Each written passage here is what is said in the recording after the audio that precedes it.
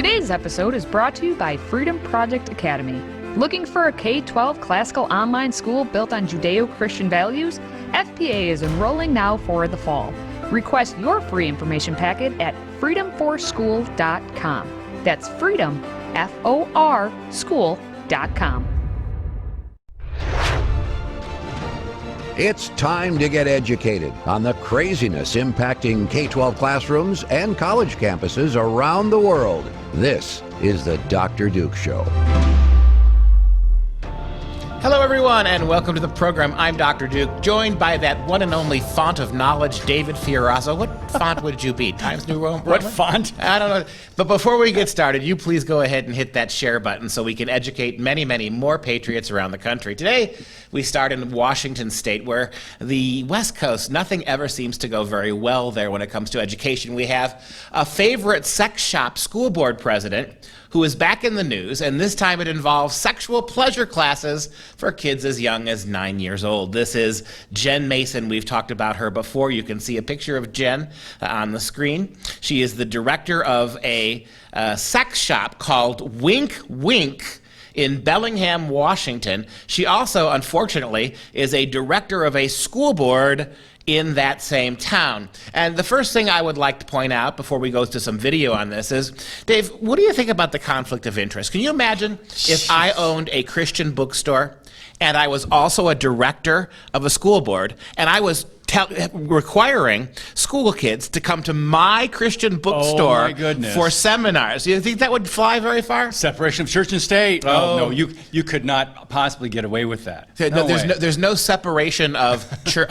state and orgasm accordingly. Yeah, sex in school, there's no separation. Makes perfect sense. The conflict of interest here is what bothers me. Take a look at some background. It's an interview between Tucker Carlson and Jason. This is an interview between Tucker Carlson and Jason Rantz on this very story. Oh, this story is so much creepier than I think people realize. So Jen Mason is inviting parents to bring kids as young as 9 years old to a private workshop next month. It's titled Uncringe Academy, and it's billed as an inclusive sex ed class, which she says offers, quote, empowerment and information rather than shame, fear, and judgment. Okay, but it also offers what I think most people might consider wildly inappropriate content for kids. Amongst the topics taught to these 9-year-olds will be gender and sexual identities, sexual anatomy for pleasure, what is sex, kinds of solo and partnered sexual activities, plus safer sex practices for all kinds of sexual activities. Now, when I asked the school board director about the material, she kind of downplayed a lot of it. She claimed that discussions about sex acts would not actually be the main focus of this course. But how does she define sex to these kids? It turns out rather nebulously. She told me in part, sex can really be any activity that a person does with themselves or others to become aroused. There's no such thing as real sex, and it's okay if your definition of sex is different from someone else's, a woman after Bill Clinton's heart. If you haven't been creeped out up until this point, how about this? The workshop's being held at Wink Wink Boutique, which is an all-ages sex shop in downtown Bellingham. You see, when Mason isn't actually serving on the school board, she runs Wink Wink as the owner, where she's also a sex coach. So these kids will walk past edible lubricant and suede floggers and sex toys named the Womanizer on the way to learn about inappropriate sex topics. Oh, I just saw a reference to Black Lives Matter Global Network Foundation there that's driven by Marxism. And let's just look at what's in the window, or actually the name of the store, Wink Wink. Above that, pleasure is our revolution. Dr. Duke, if that was you mentioned it earlier, if this was a Christian idea or store that said something like, I don't know, faith in Christ or the Bible is our revolution, that place would be boycotted, shut down, censored, shadow banned. But pleasure, I guess anything goes. And that's the revolution, right? Well, what gets me, this is a sex shop for people of all ages. So in other words, apparently there are no limits to who can walk in here. The average third grader can meander in there and survey the goods and all the paraphernalia and sit in on classes. It's remarkable. And I want to go one step deeper with this too. Go back to the pleasure as our revolution, Mike, okay? This is the thing that really bothers me. This is what education has come to in the 21st century. Yes. I mean, pleasure is one of those things you don't have to teach anybody. I mean, think about that. It is the most animalistic aspect of being human. It requires no teaching, no knowledge. It doesn't require any intellect. It doesn't require any education. Everybody can pleasure themselves. Everybody can figure out what is pleasurable to them. I mean, the fact that we're spending so much time, so much money, so much effort, completely transforming curricula all across the country to make it pleasure-based sex, I mean, who needs to be taught any of this garbage? This shows you what education is really focusing on, Dave. Yeah, exactly. You know, it's also creepy. You know, it's pleasure. It's anything goes, whatever makes you feel good, right? I guess in the 70s, it was if you feel good, do it. Was that... Anyway, what I'm thinking is even deeper and more demonic. Remember Aleister Crowley, leader of the Satanic Church? Do what thou wilt will be the whole of the law. Like that means whatever you do, do whatever you will, not God's will, but whatever you want to do. And this is what's dangerous about this. People don't see the satanic elements behind attracting young children to do what, first of all, is devious and what will harm them, but then in the mixture of adults, as you mentioned, and, parents are going, well, wait a minute, she's on a school board and she's promoting this shop, so I hope there's more blowback and pushback on this, but I'm not keeping my fingers crossed or holding my breath. I like what you said about Aleister Crowley. Isn't it amazing how from Crowley in the 50s and 60s, do what thou wilt, basically. How is that different than Nike's Just Do It? I mean, these are the exact same. One is mainstream consumerism. Other one used to be demonic, but we can't talk about that anymore. And take a look at the title of the course, of this course that she's going to be teaching, At Her Own Business. So in other words, she is using the kids under her care as a board director to bring them into her own place of business and to capitalize off of them monetarily, even if they're not getting paid directly, monetarily, and for the better growth of her business. It's called Uncringe Academy. So apparently anybody who doesn't want to talk to 9-year-olds about sex is cringy. I got news for you. This Miss Mason, is the definition of cringy. Having 9-year-old kids wander around a sex shop only to be lectured about sex by you. And this isn't biological sex. This is attitudes and ethos and morality. You are literally teaching kids to pursue pleasure without responsibility. With all the censorship taking place on social media platforms, we've made it easy to keep up with your favorite content. Simply download the Freedom Project Media app in your app store. Get access to 18 new videos a week, plus thousands of archived shows, lecture series, and educational animations. Download the Freedom Project Media app on your Apple TV, Roku, tablet, or phone, and make sure you allow for notifications to keep you informed.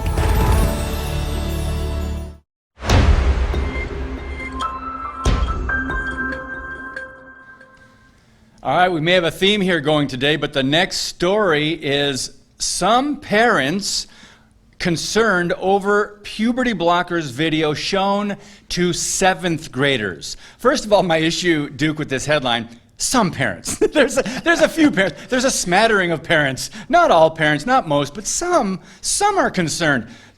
That's a deceptive headline to begin with. Of course, it's out of CBS Albany. But the takeaway, Katie and I have talked about this quite a bit when I filled in for you before. Parents were shocked. Parents were absolutely shocked, but it's only some parents. Well, not only is it some parents, like why aren't they all upset? Yeah. But how could you be a mom in American today and be shocked by anything that goes on in your public schools? Yeah. I mean, we've reached the point. This show is a testament. Running on what 4.5 years now we've been doing this, and we've been talking about these stories. We never run out of outrage. I mean, three stories a day is not enough for us because of all the craziness in the news. So take a look at what's going on here. Take a look at this video from Amaze. We've dealt with Amaze many times, David.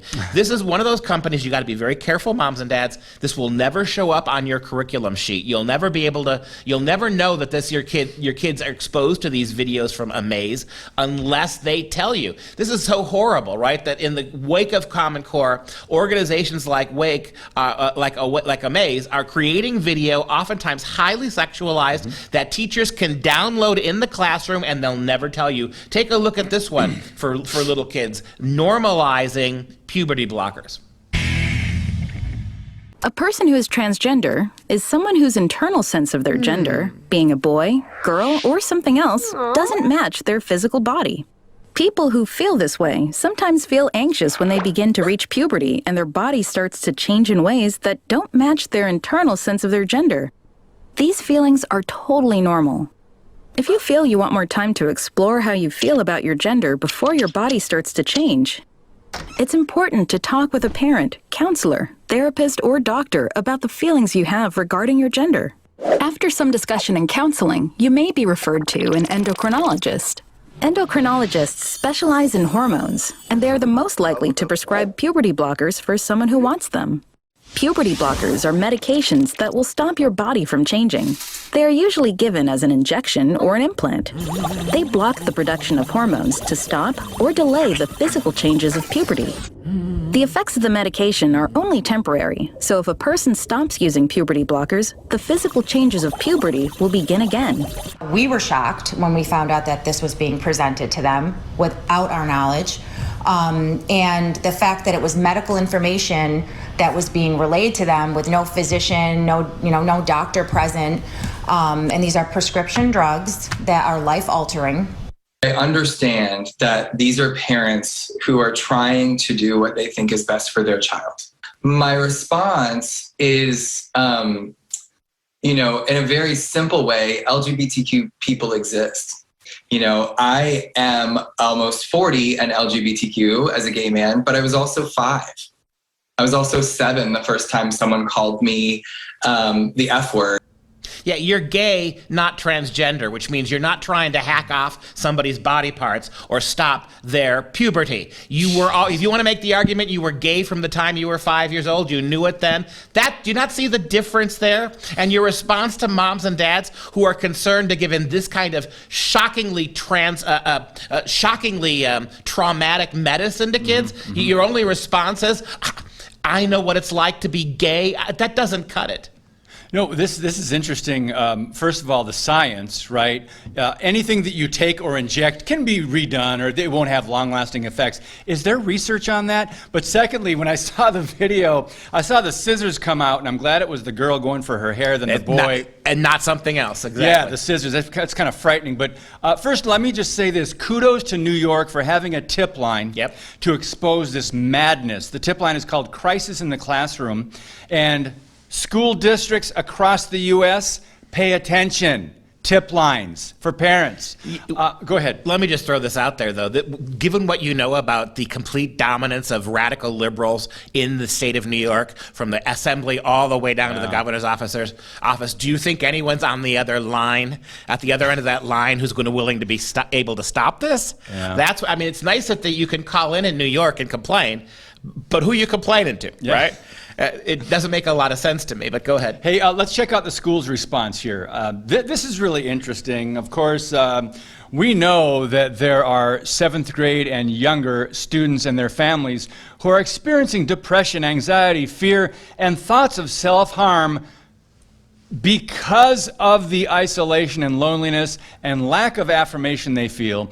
That's one thing, but what does that have to do with changing their entire sex or gender? Think about what you just read there. These are kids who are deeply, deeply mentally unstable. These are kids who are going through all sorts of intellectual and mental problems. And your response to them is not to treat them, not to get them help, not to get them counseling. Your response as the left in this country is to alter their body forever.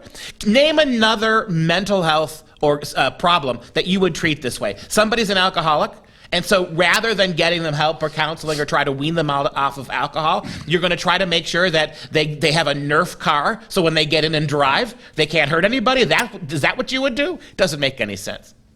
Let's continue how they responded to this.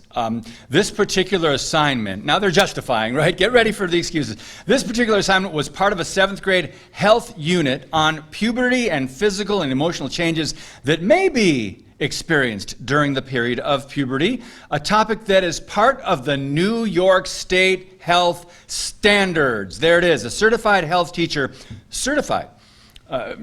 provides instruction and information that is designed not only to educate students, but to ensure that all students feel included And affirmed. I ask you again, if this is part of the state of New York's health standards, what is that tip line going to get you, Mom?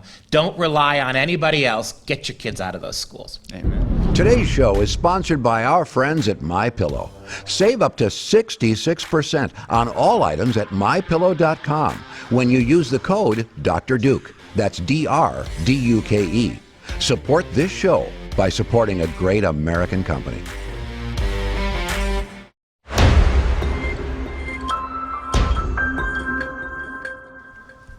All right, prepare to be shocked. I'm kidding. National Education Association Teachers Union is proposing a revolution, well, that too. They're proposing a resolution to change mother to birthing parent. Because why? As this woke generation knows, a man can now give birth. So they have to do that. Okay, so the White House responded. I'd love to be able to have you guys see this. Go ahead. And the First Lady is a proud member of the NEA. I am not going to speak about an organization's policy or change of policy. I am not their spokesperson, not something that I'm going to do. Yes, the Vice President was there on Tuesday. She spoke at NEA.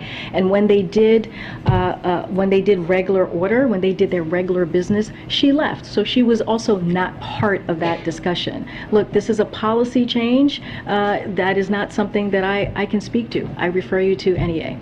Yeah, now first of all, notice how the spokesman for the president, despite the fact that the vice president was there, despite the fact that Jill, the first lady, right, is a member of that, she's not qualified, she's unwilling to comment. If you can't comment on that kind of proximity to the president, what are you doing there? Number one. And number two, notice how this is all about erasing women. I mean, call me a TERF if you want to. Call me a feminist, right, a TERF, right? A trans exclusionary feminist, right? I might recognize lesbians, I suppose, but I don't recognize transgenders. That's what a TERF is, right? Notice what she says here, what happens here. They're coming after women. Notice how no one's trying to rename men.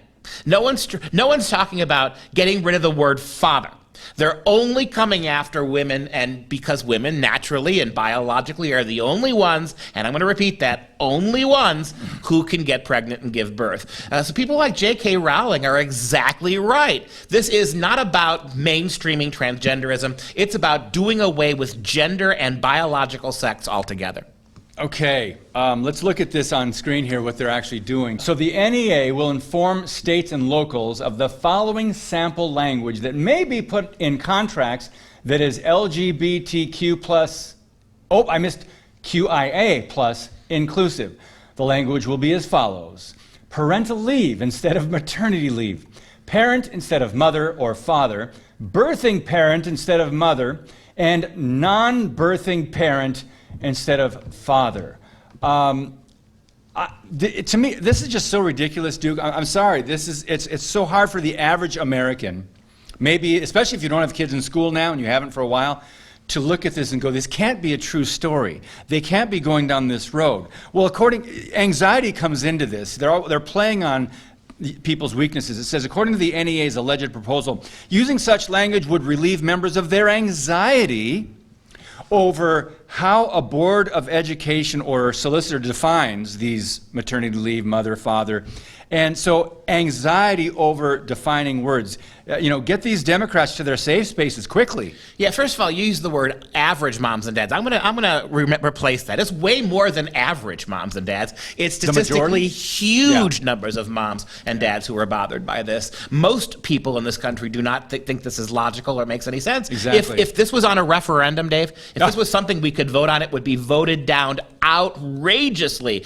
We call it ratioed, right? It would be ratioed. It's so unpopular. And yet a very small group of people, sadly, so many of them involved with education, are going to push this on our kids. One of the final statements they make is, quote, the National Education Association believes that in order to achieve racial and social justice, what does transgenderism have to do with race or justice? Nothing. Educators must acknowledge the existence of white supremacy culture as a primary root cause of institutional racism, there it is, structural racism, there it is, and white privilege. What does any of that have to do with gender?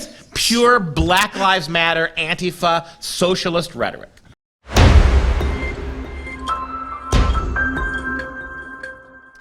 All right, before we go, let's take a little time to fill you in on some other stories we've been following. Let's start in Venice, Italy.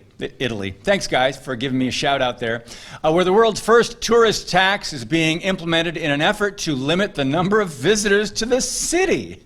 The island, which measures 2 square miles, has 50,000 permanent residents, but in addition sees 52,000 visitors every day, or 19 million a year. So, to deal with the overcrowding, the city is charging visitors $3 to $10 a day to tour the city with a day pass QR code on their phone. Now, visitors who fail to pay the toll could face up to a $300 fine. So they found another way to rake in some dough. Now, the tourist tax is a compromise for the permanent residents who claim they are outnumbered by the non-stop congestion of visitors taking over the streets of Venice. Now, Duke, you're a fan of Italians. Thank you. Hey, we're both, your thoughts on, we're both Goombas. Couple of good old boys here, yeah, right? So what do you think about the tax? Paisanos. Well, I think, in this case, I'm all for it. Really? In this sense, I've been to Venice. It is a very, very precarious city, surrounded with very ancient buildings, surrounded by water. It is, and you think about the artistic treasures that are housed in that small little space. Yeah. I don't think $3 to $10 a day to be able to bask in that. And it is, the population of Venice is so small; they are overwhelmed. Yeah. It would be like living in some small town, relatively some mid-sized town somewhere that was very isolated, and then having 3 times that number of people driving through your town in a day. Yeah. It causes a lot of problems. Okay, I kind of side with you on this one, but speaking of travel, one of the world's largest cruise ships is being scrapped before it ever takes to the water. What? The Global Dream 2 mega ship is headed to the junkyard after the shipbuilder declared bankruptcy. Oh my goodness. The gigantic 1,100-foot cruise line was set to offer accommodations for over 9,000 guests and a 2,200-member crew at a cost of $1.8 billion. Now, since a buyer couldn't be found, the machinery and fittings will now be sold off, while the hull and will most likely be sold as scrap. Now, it's not all bad news. The Global Dream 1 and the sister ship started construction back in 2018.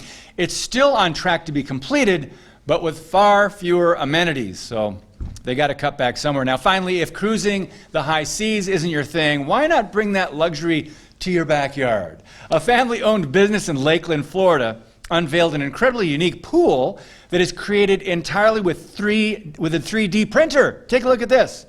It's amazing. The new technology, guys, is like normally they would build the molds that make these fiberglass pools out of wood and plastic and rubber, and it takes months to make them.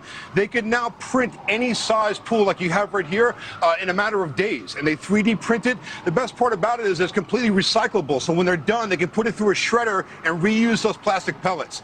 The best part about the print is they can make it any shape they want, so It's really genius what they do right now. Is it easier than getting your own custom pool to get one prefabricated? It really is, because it takes a lot less time. So you can still get installations right now for the fall, where it might take you a year or 2 to get on a pool company's list right now. Interesting. Well, San Juan Pool says the pool can be delivered and fully installed in a single day, and prices range from $17,000 to $38,000. Duke, you ready for a swim? All I gotta say is maybe they should have built that huge cruiser from one of those printers. Right? Then we wouldn't have to scrap it. Right? Right. Problem solved. Yeah. Hey, that wraps up this segment. More to come next time.